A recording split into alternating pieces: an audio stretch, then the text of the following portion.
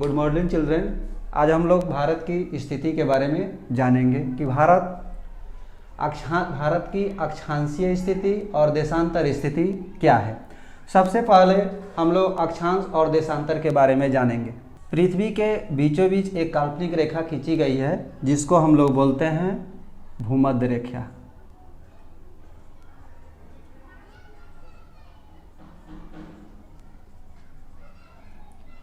और इसके जब हम लोग ऊपर जाते हैं तो इसको हम लोग बोलते हैं उत्तरी अक्षांश, नीचे आते हैं तो दक्षिणी अक्षांश।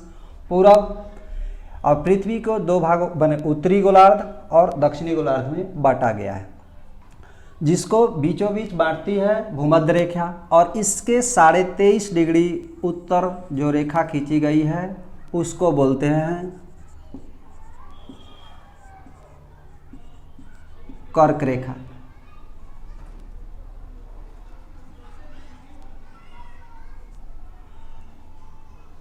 और इसी तरह भूमध्य रेखा से जो दक्षिण में 23.5 डिग्री रेखा जो खींची गई है उसको बोलते हैं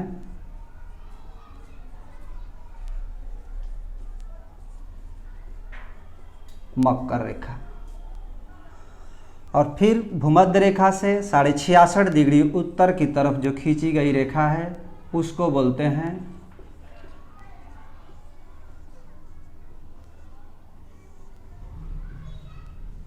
आर्कटिक रेखा। और यहाँ पे हो जाती है 0 डिग्री रेखा। इसी तरह भूमध्य रेखा से दक्षिण में 66.5 डिग्री पर खींची गई रेखा कहलाती है अंटार्कटिक रेखा।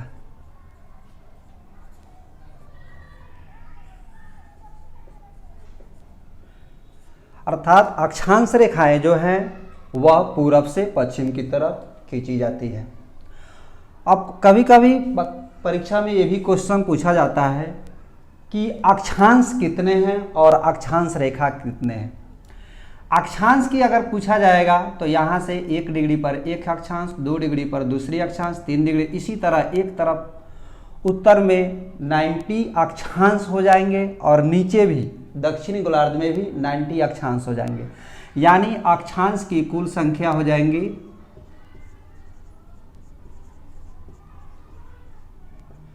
90 प्लस 90 यानी 180 अक्षांश की संख्या। लेकिन वहीं अगर अक्षांश रेखा की संख्या पूछी जाएगी तो इस अक्षांश में एक ये जो रेखा भूमध्य रेखा है जुड़ जाएंगे, यानी अक्षांश रेखा की संख्या हो जाएगी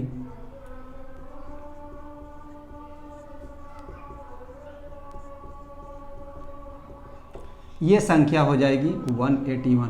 ये हमेशा परीक्षा में इस तरह की क्वेश्चन पूछे जाते हैं ताकि बच्चे कंफ्यूज हो।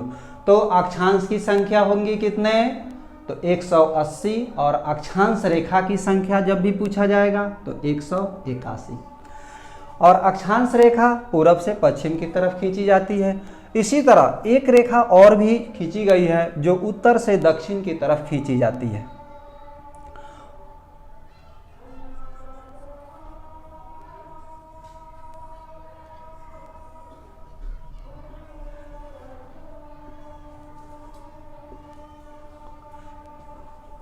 और इस रेखा को बोला जाता है देशांतर रेखा। देशांतर रेखा और अक्षांश रेखा इसी को मिलाकर किसी भी देश या किसी भी जगह की स्थिति ज्ञात करते हैं कि पृथ्वी पर यह स्थान कहाँ है। उसी तरह जैसे पूछा जाएगा कि भारत की अक्षांश और देशांतर स्थिति क्या है, तो अब हम तो जान गए कि देशांतर रेखा जो खींची जाएगी वह उत्तर से दक्षिण खींची जाएगी और अक्षांश रेखा पूरब से पश्चिम खींची जाएगी। तो आइए अब हम भारत की स्थिति के बारे में जानते हैं। ये हो गए ग्लोब जिस पर भारत की स्थिति को हम लोग को देखना है। ये हो गए भूमध्य रेखा। भूमध्य रेखा ये 23.5 डिग्री हो गए, ये होंगे कर्क रेखा। और ये होंगे आर्कटिक रेखा 66.5 डिग्री पर।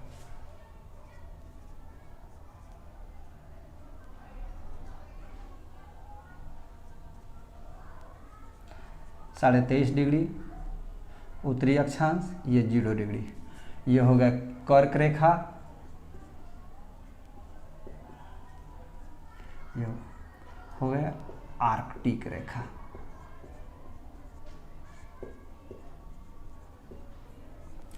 भारत जो है, भारत वह हम लोगों का पूर्व उत्तरी गोलार्ध में है, यानी विषुवत रेखा से उत्तरी गोलार्ध में है। भारत की, अब हम लोग जानते हैं भारत की स्थिति क्या है। मान लेते हैं यह पृथ्वी है, पृथ्वी को 4 भागों में बांट दिया गया। यह हुआ उत्तरी गोलार्ध, नीचे हुआ दक्षिणी गोलार्ध, लेकिन बीचों बीच जो रेखा खींची जाती है इसको बोला जाता है 0 डिग्री देशांतर रेखा।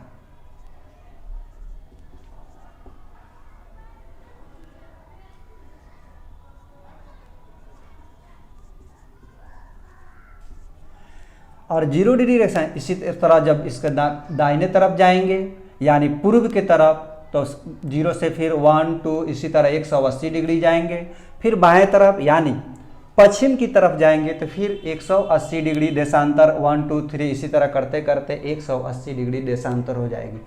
इस तरह देशांतर रेखा भी, जिस तरह हम लोग अक्षांश रेखा की संख्या जाने, रेखा रहेगा तो 181 और अक्षांश की संख्या पूछेगा तो 180। इसी तरह सेम देशांतर में भी है, इधर हुए 180, इधर हो गए 180। अगर देशांतर की संख्या पूछेगा तो 180 प्लस 180 यानी 360। और देशांतर रेखा पूछेगा तो ये भी हो जाएगा वही 360 प्लस एक ठो हो जाएगा बीच वाली जो खींची गई रेखा है 0 डिग्री रेखा, यानी 361। अब हम लोग भारत की स्थिति के बारे में जानेंगे। भारत कहाँ है? भारत जो है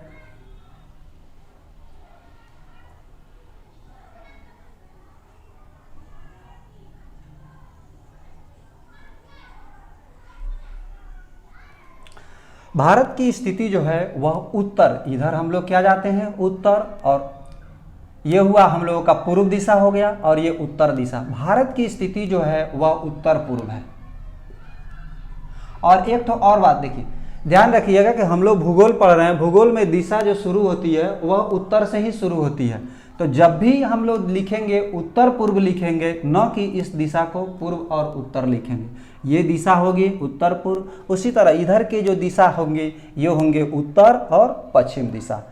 और अगर नीचे आएंगे दक्षिण, तो उत्तर के बाद दक्षिण का महत्व दिया जाता है, तो इधर वाले जो भाग होंगे वह हो जाएंगे आपको दक्षिण और पूर्व। तो भारत की स्थिति के बारे में जानते हैं, ये तो हो गए 0 डिग्री अक्षांश रेखा। उसी तरह इसके सामने से जो रेखा जाती है, अब यही ना हम लोगों को ज्ञात करना है कि भारत की स्थिति क्या है। ये हो गए अक्षांश रेखा, ये भी हो गए अक्षांश रेखा, लेकिन ये ऊपर से जो आ रही है ये दोनों हो गए देशांतर रेखा। तो अब भारत की जो स्थिति है यहाँ पर 0 1 2 3 इसी तरह आगे बढ़ते जाएंगे, तो ये पूरी रेखा पर नहीं है, तो यहाँ है 8 डिग्री 4 मिनट, क्योंकि 8 डिग्री 4 मिनट। और ऊपर जिससे जैसे जाएंगे तो यहाँ पर है आपका 37 डिग्री 6 मिनट। तो अब भारत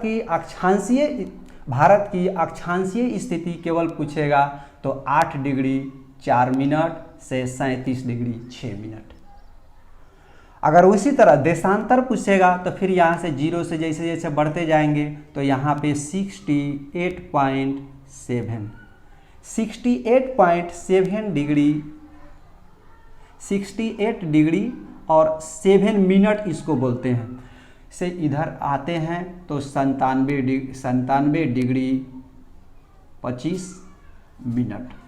तो अब इस तरह ग्राफ से हम लोग जाने कि भारत की स्थिति क्या है। तो यहाँ आते हैं, अब देखिए ये क्या है, ये 8 डिग्री रेखा है। 8 डिग्री से थोड़ा सा ऊपर जाते हैं तो 8 डिग्री 4 मिनट रेखा है जो कन्याकुमारी से सटते हुए जाती है और यह इधर अपना दूसरे जगह जाकर दूसरे देशों में चली जाती है। फिर 8 डिग्री यहाँ हो गए दक्षिण में, और यहाँ उत्तर में जाके यहाँ पे है आपका 37 डिग्री 6 मिनट जो रेखा है वह भारत के अक्षांशीय स्थिति को दर्शाती है। तो अगर जब भी, और अक्षांश देखिए भारत क्या है उत्तरी अक्षांश में, तो तो जब भी आएगा तो अक्षांश ये लिखा रहेगा, अक्षांश तो रहेगा, अक्षांश के साथ साथ पूर्व लिखा रहेगा। परीक्षा में जो क्वेश्चन पूछते हैं सभी सेम ऑप्शन रहते हैं, लेकिन उसमें दिशा को ध्यान रखना जरूरी है। कहीं में पश्चिम लिख देगा, पूर्व लिख देगा, उत्तर लिख देगा। तो हमको ये ध्यान रखना है कि भारत जो है वह उत्तरी गोलार्ध में है, और अक्षांश क्या है, उत्तरी गोलार्ध में उत्तरी अक्षांश के तरफ ये पड़ता है। तो इसीलिए भारत की स्थिति 8 डिग्री 4 मिनट से 97 डिग्री 25 मिनट उत्तरी अक्षांश में है। और देशांतर रेखा, देशांतर बताए थे उत्तर से दक्षिण की तरफ जो रेखा खींची जाती है उसे देशांतर कहते हैं। तो ये हुआ इधर, और इधर 0 डिग्री 1 डिग्री 2 डिग्री इसी तरह करते करते भारत की स्थिति जो है वह 68 डिग्री 60 मिनट, 68 डिग्री 7 मिनट से 97 डिग्री 25 मिनट, 68 ये है तो उत्तरी गोलार्ध में ही है, और ये 0 डिग्री से पूर्व जाने पर ही 68 डिग्री अक्षांश आता है, यानी 68.7 डिग्री अक्षांश भी आता है। इसीलिए अगर देशांतर स्थिति जब भी पूछा जाएगा तो भारत की देशांतर स्थिति 68 डिग्री 7 मिनट से 97 डिग्री 25 मिनट पूर्व देशांतर। पूर्व देशांतर तो अब ये इस तरह जब हम लोग देखेंगे तो ये भूलने की संभावना नहीं रहेगी, क्योंकि अक्षांश रेखा कैसे रहती है तो उत्तर से दक्षिण जाती है, तो उत्तर तो ये विस्तार है। भारत तो छोटा, तो एकदम छोटा तो नहीं है कि एक ही बिंदु पर स्थिति रहेगा। इन दोनों के बीच में 8 डिग्री 4 मिनट से 37 डिग्री 6 मिनट उत्तरी अक्षांश, और देशांतरीय विस्तार 68 डिग्री 7 मिनट से 97 डिग्री 25 मिनट पूर्व देशांतर के बीच स्थित है। अब पूछता है, कभी कभी पूछता है कि भारत के सबसे उत्तर में कौन बिंदु है, दक्षिण में कौन बिंदु है, पूर्व में कौन बिंदु है, पश्चिम में कौन बिंदु है। तो यहाँ हम लोग देखते हैं नक्शा में भारत के सबसे उत्तर में कौन सा स्टेट है, अभी लद्दाख है। पहले जम्मू कश्मीर था में जिसमें लद्दाख भी शामिल था, अभी 2 भाग बंटने के कारण सबसे उत्तर में स्टेट है कौन, लद्दाख। सबसे दक्षिण में यहाँ तमिलनाडु है, सबसे पूर्व में अरुणाचल प्रदेश, सबसे पश्चिम में या जो समुद्र से सटा हुआ है ये है गुजरात।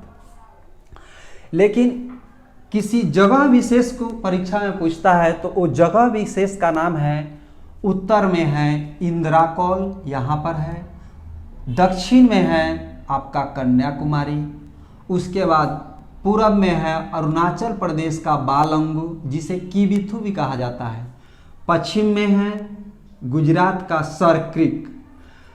अब इसमें एक बात आती है कि ये भी दक्षिण में है, और यहाँ अंडमान निकोबार द्वीप समूह ही भारत का एक राज्य केंद्र शासित प्रदेश है, इसका भी एक बिंदु है, लेकिन ये समुद्र से में घिरा हुआ है। इसलिए प्रश्न में कभी कभी पूछता है कि भारत का समुद्री, भारत का स्थलीय भूमि से सटा हुआ दक्षिण बिंदु कन्याकुमारी। अगर पूछेगा कि भारत का सुदूर दक्षिण बिंदु, सुदूर माने सबसे दूर, तो यहाँ पर हम लोग चले जाएंगे अंडमान निकोबार द्वीप समूह का बृहद निकोबार जो है यानी ग्रेट निकोबार, यहीं पर है इंदिरा पॉइंट जिसे पिग्मेलियन पॉइंट भी कहते हैं। तो अब आते हैं उत्तर में कौन हो गया, इंदिरा कौल। दक्षिण में इंदिरा पॉइंट, इधर पूरब में बालांगू, पश्चिम में सरक्रिक। अब स्टेट तो आप बता दिए एक बार, स्टेट तो सरक्रिक किस स्टेट में है, गुजरात। इंदिरा कौल किस में है, लद्दाख। बालांगू कहाँ है, अरुणाचल प्रदेश। इंदिरा पॉइंट कहाँ है, सुदूर भूमि लिया गया है, तो इंदिरा पॉइंट जो है यह निकोबार द्वीप समूह में है।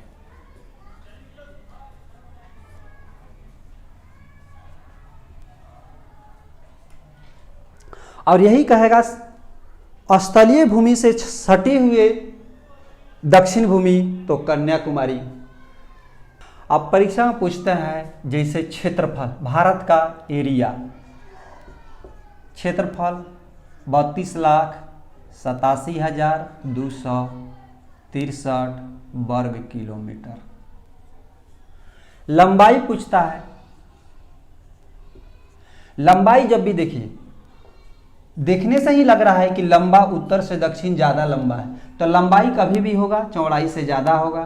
तो उत्तर से दक्षिण जो है लंबाई है, ये है आपका 3,214 किलोमीटर और चौड़ाई है 2,933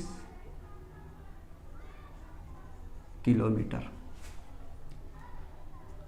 अब आकार के बारे में पूछता है कि हमारे भारत के आकार कैसा है।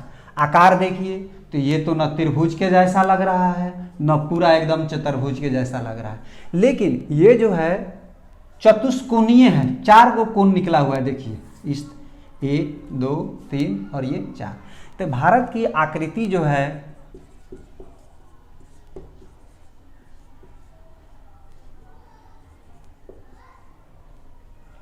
चतुष्फलकीय है, मैंने 4 गो इसका फलक है इसीलिए इसको चतुष्फलकीय। अगर परीक्षा में चतुर्भुजाकार आए, चतुर्भुजाकार और ये भी रहेगा तो इसमें चतुष्फलकीय को टिक करना है। अब पूछता है कि कभी कभी पूछता है कि समुद्री तटीय राज्य कौन कौन है। तो आइए समुद्र तटीय राज्य के बारे में। समुद्र तटीय राज्य किसे कहेंगे? जो समुद्र से सटा होगा उसी को समुद्र तटीय राज्य बोलेंगे।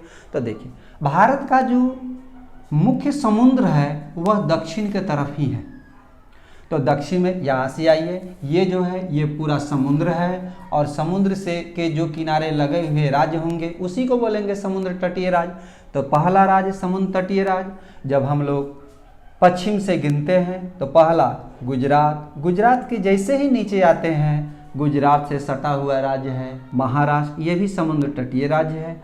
उसके बाद महाराष्ट्र से जैसे नीचे आते हैं तो एक छोटा सा स्टेट है जिसका नाम गोवा है, गोवा से नीचे कर्नाटक, कर्नाटक से नीचे केरल।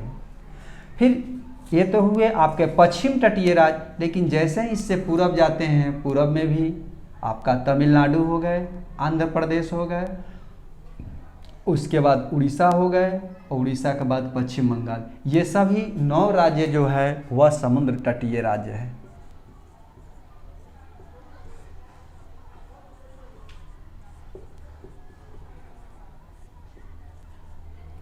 समुद्र तटीय राज्य 9।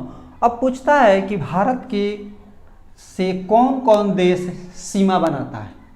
सीमा तो नक्शा देख के जो मेरा पड़ोसी होगा, जैसे हमारे घर गांव बगल में भी होता है, जो हमारे घर से सटा होता है वह हमारा पड़ोसी होता है, उसी तरह जो व्यक्ति हमसे सटा होगा या पास में होगा उसी को हम पड़ोसी गिनेंगे। तो पड़ोसी इधर से गिन लीजिए। पहला पड़ोसी यही जो है मालदीव है, समुद्र में ही है लेकिन भारत से काफ़ी नज़दीक है मालदीव। यहाँ श्रीलंका हो गया, श्रीलंका के बाद इधर से आते हैं तो इधर पूरा समुद्र है, कोई नहीं है। फिर जैसे ही ऊपर जाते हैं तो यहाँ पे पाकिस्तान है, पाकिस्तान के बाद इधर अफगानिस्तान, अफगानिस्तान से इधर आते हैं तो क्या है चीन है, चीन के बाद इधर क्या नेपाल, नेपाल के बाद भूटान। तो तटीय राज्य की संख्या हम लोग जानें कि तटीय राज्य कितने हैं। पहला गुजरात, महाराष्ट्र, गोवा, कर्नाटक, केरल, तमिलनाडु, आंध्र प्रदेश, उड़ीसा और पश्चिम बंगाल।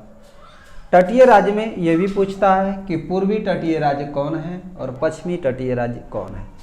तो सिंपली सी बात है, जो पूरब भारत के पूरब साइड में होंगे वो पूर्वी तटीय राज्य और पश्चिम में होंगे वो पश्चिम तटीय राज्य।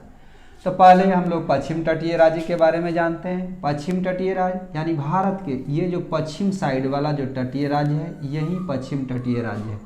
पश्चिम तटीय राज्य गुजरात, महाराष्ट्र, गोवा, कर्नाटक, केरल। पूर्वी तटीय राज्य तमिलनाडु, आंध्र प्रदेश, उड़ीसा और पश्चिम बंगाल।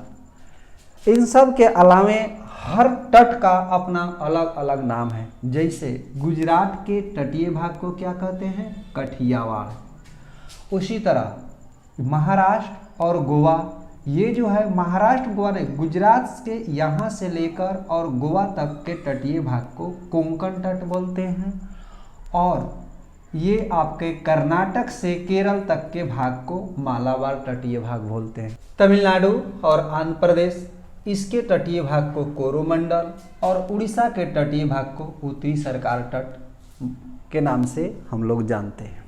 पड़ोसी देश मतलब जो हमारा पड़ोसी होगा, जिस तरह हम लोग गांव में जिसको हम लोग बोलते हैं हमारे पड़ोसी जो अगल बगल होता है, उसी तरह भारत के जो अगल बगल के देश है वहीं भारत के पड़ोसी देश होंगे। तो पहला पड़ोसी देश श्रीलंका, मालदीव, पाकिस्तान, अफगानिस्तान, चीन, नेपाल, भूटान, म्यांमार और बांग्लादेश, ये हुए भारत के पड़ोसी देश। भारत के जो पड़ोसी देश है वो टोटल 9 है, जिसमें से 2 पड़ोसी देश समुद्री सीमा बनाते हैं, श्रीलंका और मालदीव। और बाकी और जो स्थलीय सीमा से सटे हुए पड़ोसी देश है उसका याद करने का एक ट्रिक याद कर लीजिए आप लोग।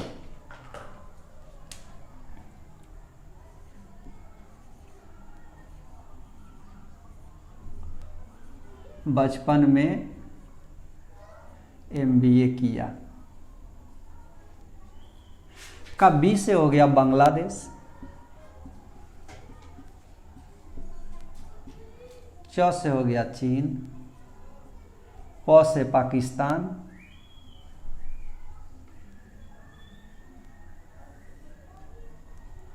न से नेपाल,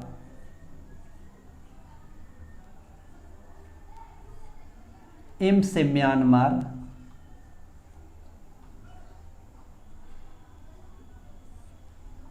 B से भूटान,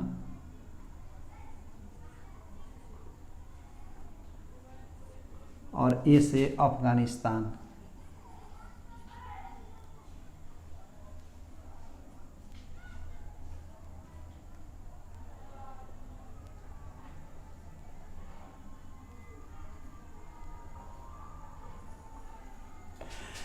ये स्थलीय पड़ोसी देश हुए और 2 पड़ोसी देश आपका मालदीव और श्रीलंका जो समुद्री सीमा से सटे हुए हैं, ये भी हमारे पड़ोसी देश हैं।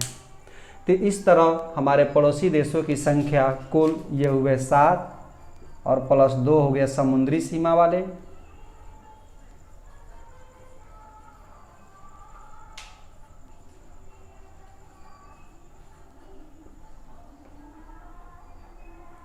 यानी कुल 9। ये भी परीक्षा में पूछे जाते हैं कि भारत की पड़ोसी देशों की संख्या 9, केवल स्थलीय सीमा से लगने वाले पड़ोसी देशों की संख्या 7 और समुद्री सीमा से लगने वाले पड़ोसी देशों की संख्या 9। समुद्री सीमा से लगने वाले पड़ोसी देशों की संख्या 2। तो आज हम लोग पड़ोसी देशों के बारे में जान लिए, यानी कुल पड़ोसी देश जाने, उसके अक्षांश और देशांतर के बारे में जाने और भारत की स्थिति और उनके क्षेत्रफल के बारे में जाने।